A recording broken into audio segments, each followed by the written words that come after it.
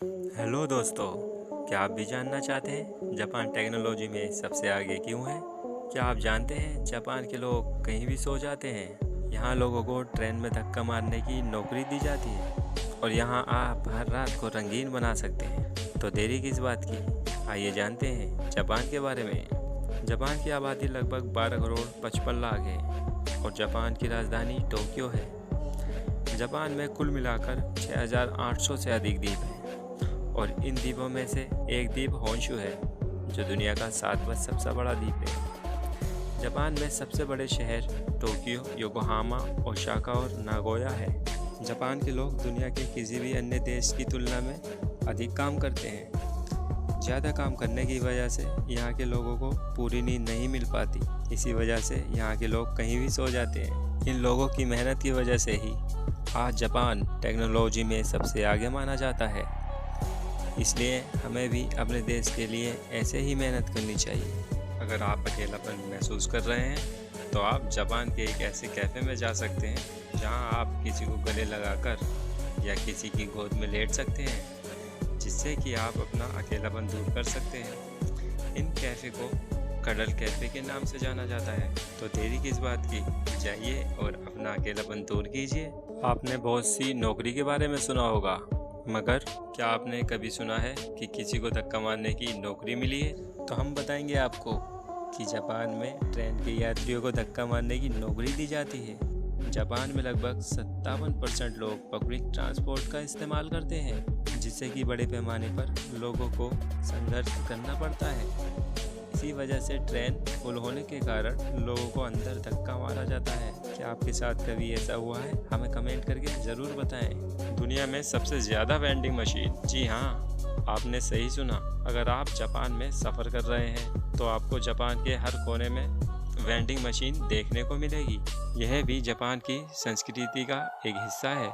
यहाँ बहुत से रेस्टोरेंट ने वेंडिंग मशीन का इस्तेमाल करना शुरू कर दिया है, जिससे कि रेस्टोरेंट को एक तरह का फ़ायदा होता है। उन्हें किसी को सैलरी नहीं देनी पड़ती। इन मशीनों से आप कई तरह की चीज़ें ले सकते हैं, जैसे कि पानी की बोतल, कोल्ड ड्रिंक, स्नैक्स, या आप इससे खाना भी ऑर्डर कर सकते हैं। तो है ना कमाल की बात। जापान में लोग साफ़ सफाई पर ज़्यादा ध्यान देते हैं। यहाँ शुरू से ही बच्चों को सिखाया जाता है कि साफ़ सफाई कितनी ज़रूरी है। यहाँ तक आपको कई स्कूलों में क्लास की सफाई करते हुए बच्चे और अध्यापक दोनों दिख जाएंगे। इससे पैसे की बचत भी होती है, क्योंकि स्कूलों को सफाई कर्मचारियों की ज़रूरत नहीं होती।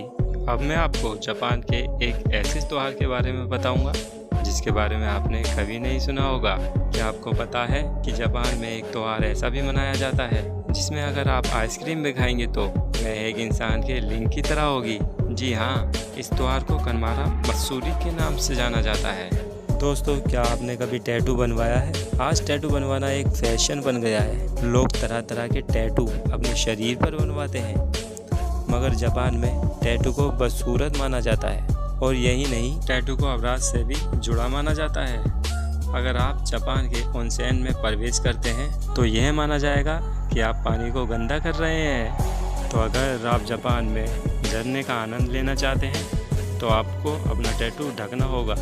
जापान में मछली को बहुत शौक से खाया जाता है और यहाँ हर साल 17 मिलियन टन से ज़्यादा मछली खाई जाती है, जो कि दूसरे देशों से अधिक है।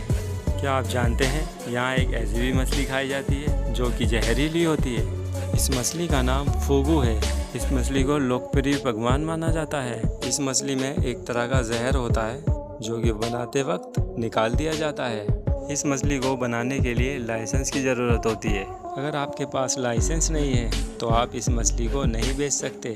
इस मछली को बनाने के लिए 7 से 11 साल की ट्रेनिंग ली जाती है ना कमाल की बात। अगर सुरक्षा की बात होती है तो जापान दुनिया के सबसे सुरक्षित देशों में से एक है। अगर आप कभी जापान गए हैं तो आपने देखा होगा कि लोग मेट्रो में सफ़र करते वक्त अपने हाथ में मोबाइल लिए सो जाते हैं। यही नहीं, आपको यहाँ लोग अपने सामान के साथ खुले घूमते दिख जाएंगे। यहाँ अपराध सबसे कम होते हैं। इसलिए कभी आप जापान जाएं तो इस बात से बेफिक्र हो जाएं कि आपका सामान कोई चुरा लेगा। अगर हम भूकंप की बात करें तो जापान में सबसे ज़्यादा भूकंप आते हैं। यहाँ साल में लगभग 1500 से अधिक भूकंप आते हैं। जापान में इन भूकंप के कारण बहुत नुकसान होता है। जैसा कि जापान 2011 में पूरी तरह तहस नहस हो गया था, मगर जापान कुछ ही सालों में अपने पैरों पे फिर से खड़ा हो गया। तो दोस्तों, आज की वीडियो में बस इतना ही कुछ था। तो अलविदा चाहता हूँ और जल्दी मिलूँगा एक नई जानकारी के साथ। अगर ये वीडियो आपको पसंद आई हो तो हमें कमेंट करके ज़रूर बताएं।